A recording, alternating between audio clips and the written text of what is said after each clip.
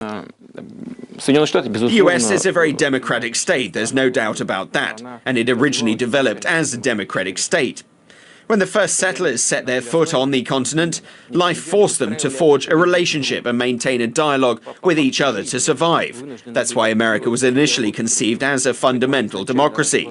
With that in mind, we should not forget that America's development began with a large-scale ethnic cleansing, unprecedented in human history. I wouldn't like to delve so deeply into it, but you're forcing me to do it. When Europeans arrived in America, that was the first thing they did. And you have to be honest about it. There are not so many stories like that in human history. Take the destruction of Carthage by the Roman Empire. The legend has it that Romans ploughed over and sowed the city with salt so that nothing will ever grow there. Europeans didn't use the salt because they used the land for agriculture, but they wiped out the indigenous population. Then there was slavery, and that's something that's deeply ingrained in America.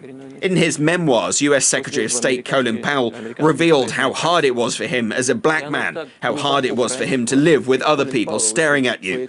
It means this mentality has taken root in the hearts and minds of the people, and is likely to still be there. Now take the Soviet Union. We know a lot about Stalin now. We know him as a dictator and a tyrant. But still, I don't think that in the spring of 1945, Stalin would have used a nuclear bomb against Germany, if he had one.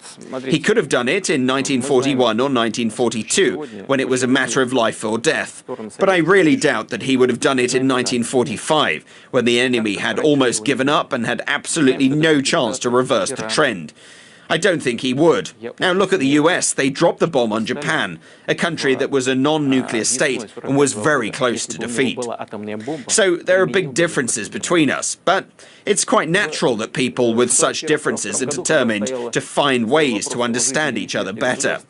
I don't think there is an alternative. Moreover, it's not by chance that Russia and the US forged an alliance in the most critical moments of modern history. That was the case in World War I and World War II. Even